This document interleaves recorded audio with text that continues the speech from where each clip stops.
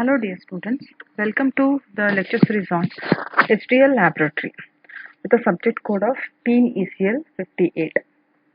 So today we are dealing with the experiment number 5, which is part B experiment.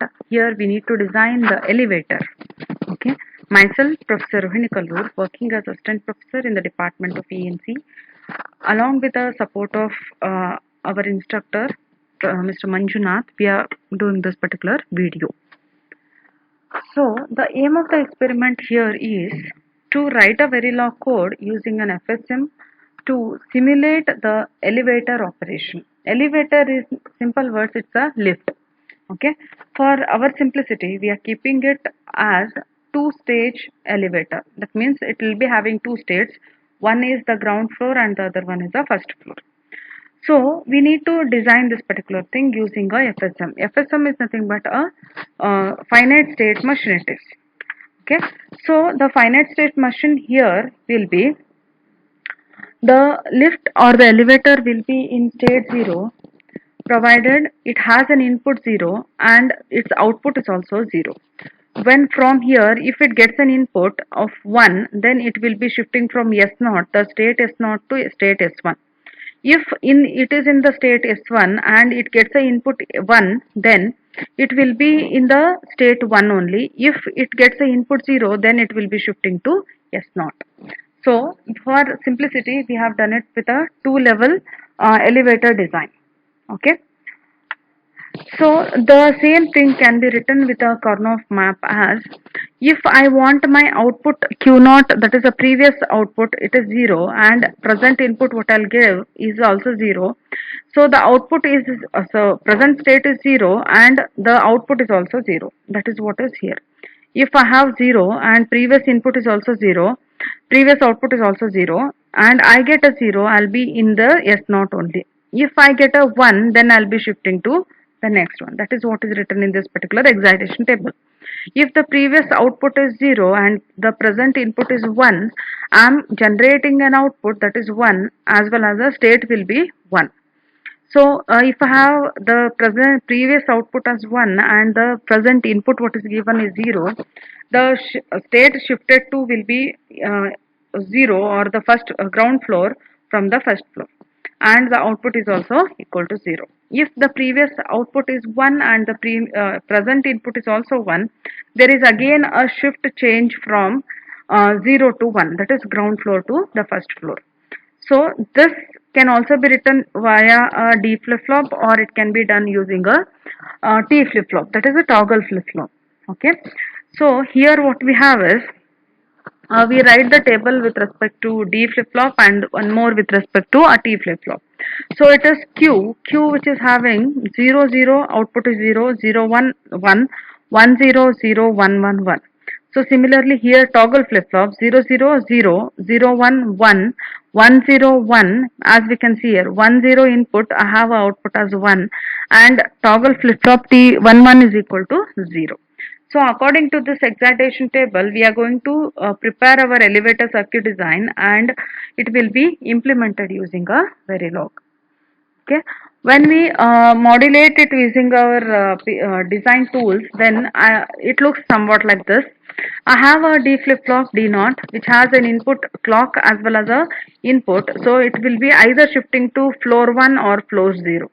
And similarly here I have the value that is the T flip-flop. Here why we have used it as a XOR is, here the operation 0 1 output is 1, 1 0 output is 1. So previous output and the present output both should be XORed. So that is why we have this previous output and the present output both should be XORed to get the next number or next state. Okay. So this is how we want it to be. So then what we have is, we'll see what is a program actually. Okay. So the program here will be this. So this is a module elevator. Here we have three inputs, clock, input that is in, and then a reset. So I'll give the clock according to that in synchronization. We will be operating the total elevator. Then I have one more input that is called as an in, and I have a reset signal. So once it resets, the total lift will be in the ground floor. So then we have a output register which is considered to be a single bit. So I have made it as 0 down to 0. So this is output register 0 down to 0 out. Then we need one more register called a state, that is also needed so that we can have two states S0 and S1. So 0 down to 0, then we have a state which is mentioning that it will be providing me two states, one is S0 and one is S1. So this is a declaration of the parameter. The parameter is a global declaration and it indicates that throughout the program I can use this S0 and S1 as well. Then inside this always block, the sensitivity list contains the state, which is the state value.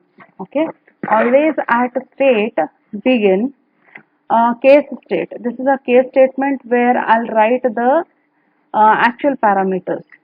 Okay, so what we have here is initially, this is the always block which starts here, and this is the case statement. Case state, if it is S0, okay, and the case S0 output will be 1 bit 0.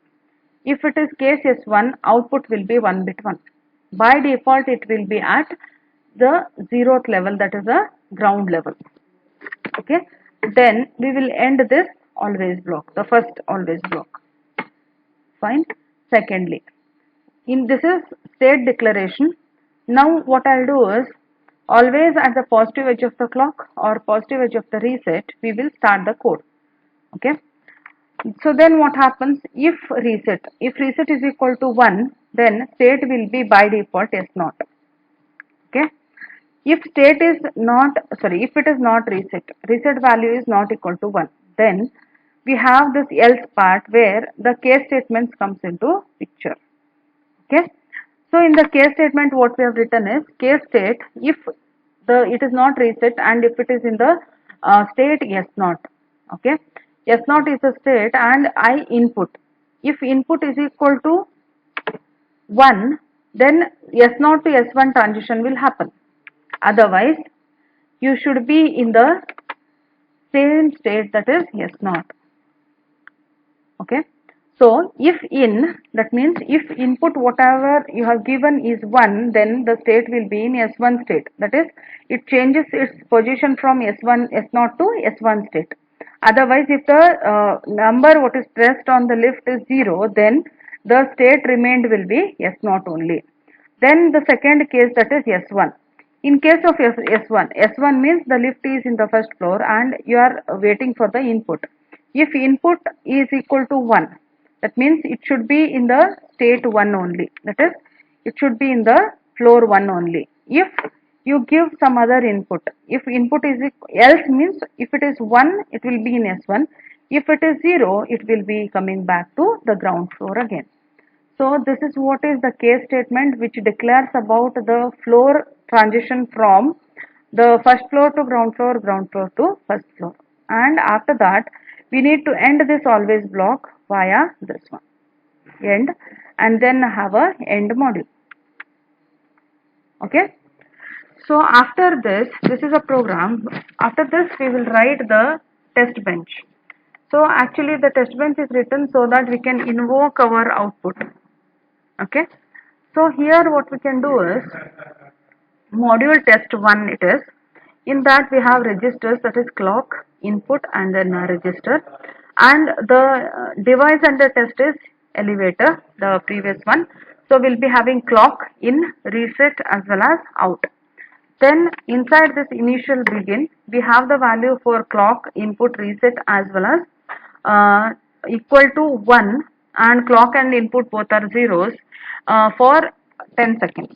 Okay. After that, reset is made equal to 0. But the thing is needed so that we can clear off the initial data whatever we have in the system. So then after this, after it is being reset, I am giving a value 1 for 10 seconds. Input 1, so it is in the S0 state, and by giving a 1, what happens is it should be moving to S1. and this happens for the time duration whenever the clock cycle is 1. Okay, then I'll make this clock to shift to 0 for the next 10 seconds, and I'll change the input value to 0. Now by giving a in 1 here, the lift was in the first floor. Now by giving a 0, it should be changing back to the next state, that is S0. And after this I give again a clock 1 for 10 seconds, so clock 0 for 10 seconds. Here no operation, I'm just making this clock 1 and 0 for 10 seconds. Then after that, what is happening is the input which is made as 1 during this particular clock cycle, it is not working, so deasserted the clock. So here input is 1 for 10 seconds and the clock is also 1 for 10 seconds. So this will assert the output and so on. So by going on changing the input clock and inputs, you can change the values of the states which is transitioned in the lift. Okay, so we'll start the execution now. So what happens here is, initially we need to save the program. Okay, save the program, then keep it on the implementation mode. Then we have a elevator, and keeping in the elevator we synthesize, save the program. It will show us that the synthesized XST successfully completed. So you can see this RTL schematic start from the top level block. So it will show like this. This is what is my module name, elevator. So it has 3 inputs, clock, in and the reset, and this is my output, out dot 0.0. If I zoom in, then I will be seeing here a state mux and then followed by a state clear. That is, this is a D flip flop and this is a state mux. Okay, we will be selecting depending upon which state we want to go to by this particular state mux. Okay, so then we will simulate.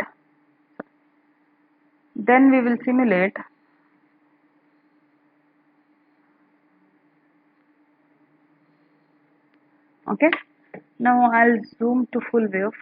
So what I'm observing here is, here I had started the execution. So I had clock that is becoming equal to 0 and input is also equal to 0. Reset is 1 for 10 seconds. So the output is also reset. So in this particular clock cycle, here in is 1 initially and clock is 1 for some seconds. So what is happening is, I'll zoom in. So what is happening is, in is 1 already, so clock is 1. Whenever there is in 1, at that time the transition from S0 to S1. S0 to S1 is ground floor to the first floor transition happens, and this is a clock signal which is getting ended here. In the next positive edge, it checks for the input. If it is 0, it remains in the state only, that is S0. From S1 it has come to S0.